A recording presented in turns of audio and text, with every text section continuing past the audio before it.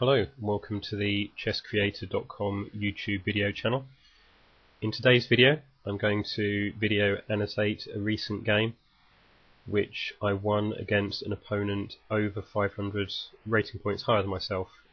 This is my best ever tournament win online, so I thought it'd be worth just going through it to share the highs and lows, lessons learned, etc.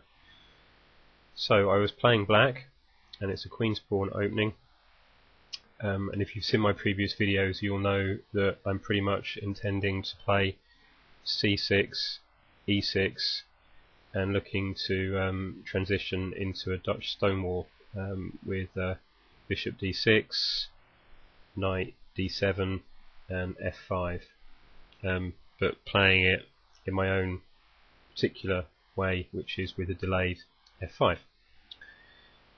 So this game doesn't follow that pattern because my opponent plays bishop g5, which you may have heard me talk about in a previous video, being one of the anti-Dutch lines. Anyway, the game continues with c6, and I play knight f6, and here I really don't mind the capture. Bishop d3, e6, and I have the pawn triangle, but as you can see I'm prevented from playing f5 because this bishop has pretty much forced me into this move, and now the knight is pinned to the queen. So we're entering into something resembling more of a Semi-Slav or perhaps a Cambridge Springs type of a setup instead of Dutch stonewall. So the game continues with development moves,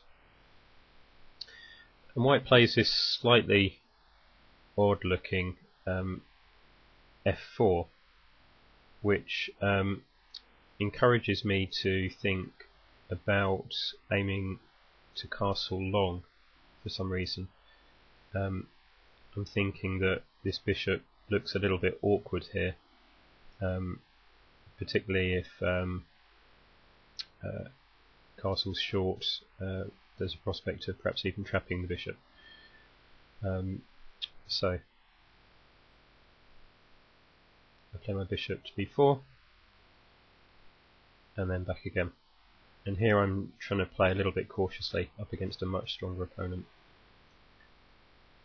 h6, just to put the question to the bishop, see whether he's going to capture or not, and retreats the bishop, and I play knight e4. Now I'm fully aware that this will mean I go a pawn down,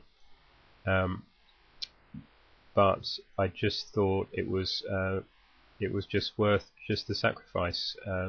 I can gain a tempo on the bishop at the end of the combination, and also because this was a 2-minute bullet game, there was always the prospect of my opponent missing the fact that I could capture the bishop and then capture the knight if he recaptured that way. So capture, recapture, capture, and as I said here, I get a tempo pushing the white bishop back. As I mentioned, my plan is to castle long here, so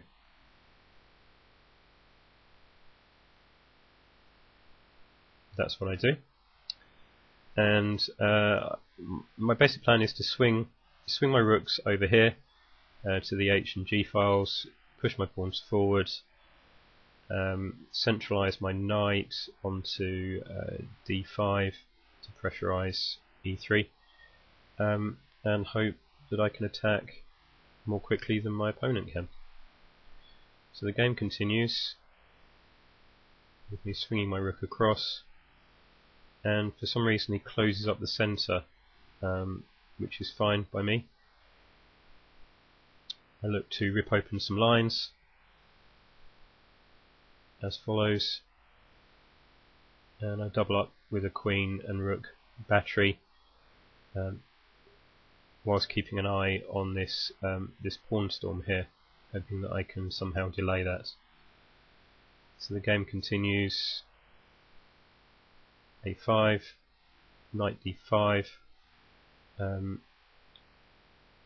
with the potential, looking in hindsight, of playing knight c3, or indeed knight e3, but the game doesn't actually progress that way.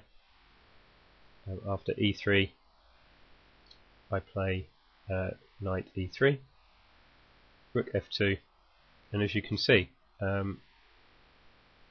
there's a lot of pressure on the g2 square, which I now increase, albeit in a very slow way, by looking to treble on the g file. I've taken a look at the queen side over here, and I've decided that my bishop can probably hold up and certainly protect b7 temporarily. So despite the fact that there are lots of pawns over here, most of white's pieces are actually on his king side, so I'm not feeling too stressed about this position at the moment. So I continue with my plan to treble. White continues to push pawns forward. I now release some of that tension just to simplify things, and we have the position here where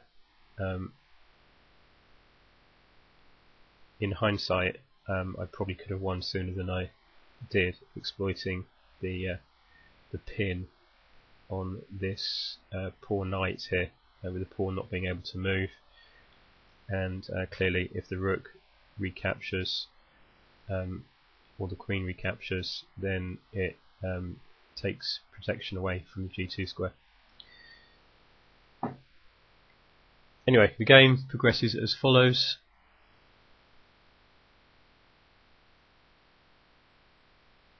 And here white gets a little counterplay, check, and I tuck the king behind the bishop, and white applies some pressure. But here, if you look at the position, you'll see that I have 1, 2, 3, 4 attackers on g2, and there are only 3 defenders. So I decide to go for the attack, noting that when the recapture is made, I will recapture with the rook, and I'll just go through how the game finished, because white miscalculated slightly, but even if they had have calculated perfectly, I still think this is a 1 position for black. White does not recapture, instead moves the king, and at this point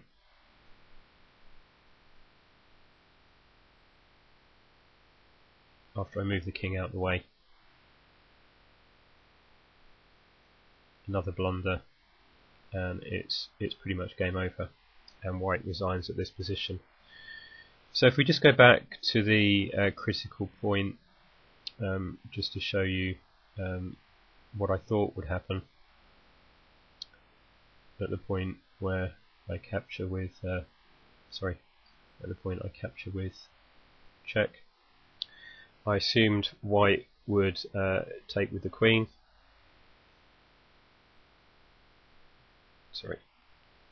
I assumed white would take with the queen.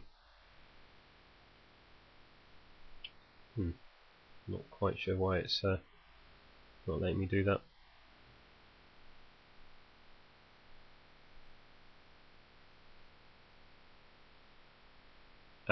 Okay, my apologies. So, as I said, I assumed white would recapture, at which point I would capture here with check. White would move, and I would block the c file here, where if white takes, then clearly black is still better, particularly with this running a pawn, and it's 4 pawns against 4 pawns against 2. So, just to quickly run through the game again.